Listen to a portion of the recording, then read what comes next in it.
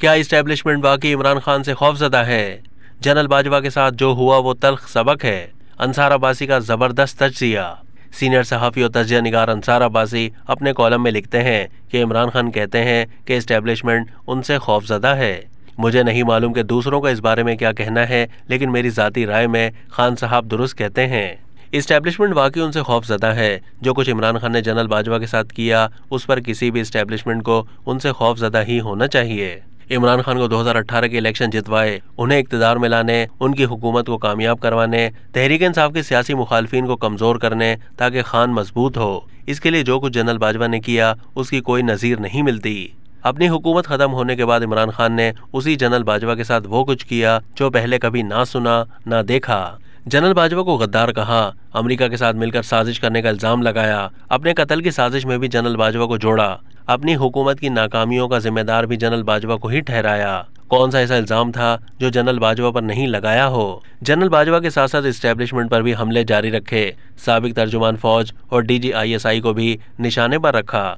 इन तमाम इल्ज़ामात के साथ साथ जब तक जनरल बाजवा वर्दी में थे, उनसे ये मुतालबा करते रहे कि मौजूदा हुकूमत को घर भेजकर फौरी इलेक्शन करवाएं ताकि वो दोबारा अपनी हुकूमत कायम कर सकें। जनरल बाजवा के जाने के बाद मौजूदा इस्टेब्लिशमेंट और आर्मी चीफ से भी यही तवक्कुआत वाबस्ता रखीं। अब इमरान खान ये कहते हुए कि इस्टेब्लिशमेंट दरअसल एक ही फर्द यानी आर्मी चीफ का नाम होता है, वो मौजूदा आर्मी चीफ पर दबाव बढ़ा रहे हैं। कभी उनसे मुलाकात की ख्वाहिश का इजहार करते हैं तो कभी उन पर इल्ज़ाम लगाते हैं कि वफाक में बरसर इक़्तिदार PDM हुकूमत और पंजाब की निगरान हुकूमत जो कुछ भी इमरान खान और तहरीक इंसाफ के खिलाफ कर रही है, वो मौजूदा इस्टेब्लिशमेंट यानी आर्मी चीफ की मर्जी से ही किया जा रहा है। इमरान खान बार बार ये भी इल्ज़ाम लगाते हैं कि उनको मारने की साजिश अब भी हो रही है और इस सिलसिले में भी वो इस्टेब्लिशमेंट की तरफ ही इशारे करते हैं। इस सब के साथ साथ तहरीक इंसाफ के सोशल मीडिया ने फौज, साबिक और मौजूदा आर्मी चीफ, DGISI और इस एजेंसी के चंद दूसरे आला अफसरान के खिलाफ एक नहीं, दो नहीं, बल्कि कई ट्रेंड्स चलाए। ये सब देखकर इस्टेब्लिशमेंट इमरान खान से खौफजदा क्यों ना होगी?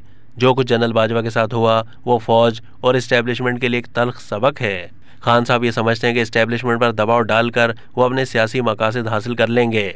हुकूमत से निकलने के बाद खान साहब यकीनन बहुत मकबूल हो चुके हैं, लेकिन वो ये समझने से कासिर हैं कि इस्टेब्लिशमेंट के साथ डायरेक्ट लड़ाई का उनको नुकसान तो हो सकता है मगर फ़ायदा नहीं।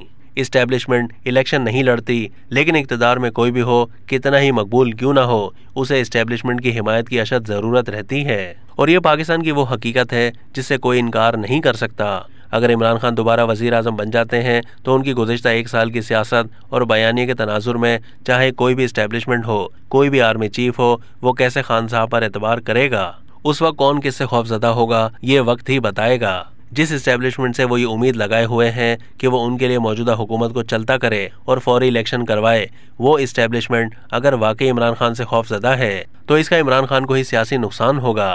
खान साहब इस्टेब्लिशमेंट को अपने सियासी मकासद के हुसूल के लिए अपने साथ मिलाने के लिए खौफजदा करने के बजाय उसे गैर सियासी करने की उसूली लड़ाई लड़ें जिसका सबको फ़ायदा होगा।